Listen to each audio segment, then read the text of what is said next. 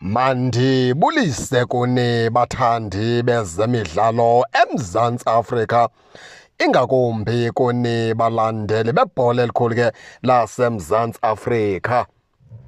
Siyakwaphethe indaba kaJunior Khanye baphulaphuli ke ikhona into engathi ayihambi kakuhle phaa kubo, ngoba andi-understand ngendlela iKaizer Chiefs ke abathi xa bethetha ngayo babeke ngohlobo olunje abaphulaphuli. Mhlawumbi ke uJunior Khanye ubhatalele bathethe kakubi ngeKaizer Chiefs okanye uJunior Khanye mhlawumbi umfana omdala ke unezizathu ezimenze bathethe kanje. Yiyo laa nto ke balandeli beqela leKaizer Chiefs ke ekungafunekanga noba ke iKaizer Chiefs isenza kakubi kangakanani kungabikho mntu ozothi ungqinele uJunior Khanye. uJunior Khanye wayethe, uJunior Khanye wayenyanisile.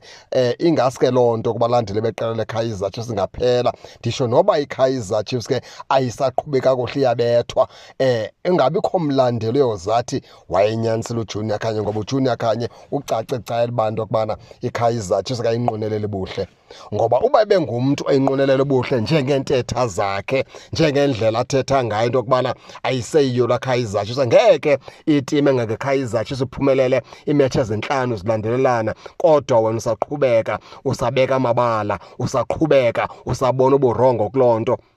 Number one, iKaizer Chiefs before idlale neMagesi FC iphumelele ngo-4-1, ibidlala iKaizer Chiefs phakathi evekini ibetha iTS Galaxy. Kaizer Chiefs idlale kakuhle kakhulu phaa baphulaphula, umdlalo wayo wawumhle ngeyona ndlela, kodwa azange siyive into ethi koJunior Khanye iKaizer Chiefs ibhola layo belilihle. Kaizer Chiefs bethe iMagesi FC ngo-4-1, oJunior Khanye ndawo babancome uthi iKaizer Chiefs kwamdlalo wabo kwalaa bhola ibidlalwa phaa ibingekho right, and iKaizer Chiefs ke istrong kakhulu xa idlalela into engekhoyo, ngoba ngoku idlalela into engekhoyo idlala nje uhlala phaa kunumber 3 kuphela.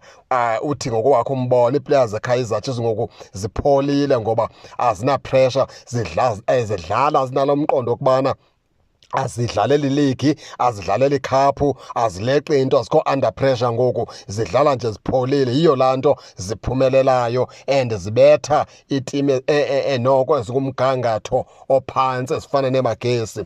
Uyabona ke baphulaphula ke izinto ezintsha ziphuma kwiplayer ekuthiwa yi-former player, masezimze uJunior Khanye yi-former player.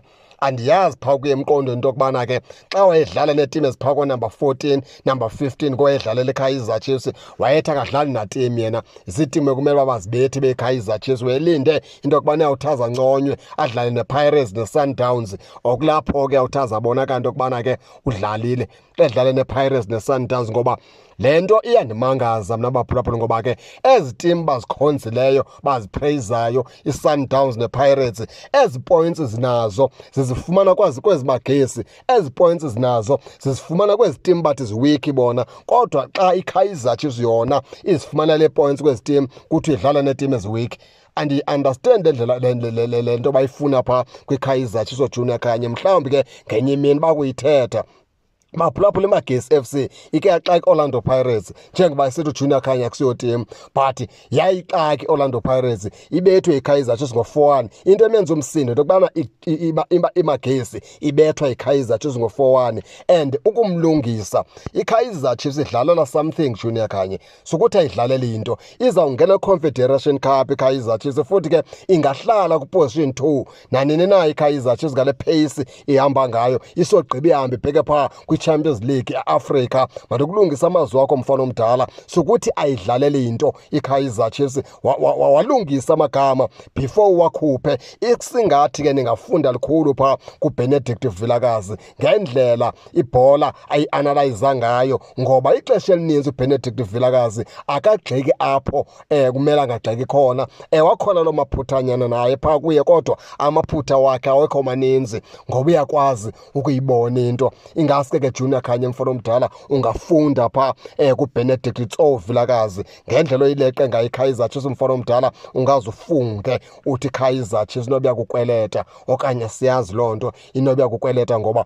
angeke itimu iwin games eziyi-5 kodwa wena lonke lo xesha elo usathi loo timu leyo ayidlali ibetha itimu eziwiki. Ezi timu uthi ziwiki zezi le-Orlando Pirates uyithandayo nale Sundowns uyithandayo, ezi points zinazo bezibethe zezaa team. Namhlanje ezi team xa zibethwa yiKaizer Chiefs wethu wena ziwiki, hayi ngeke madoda.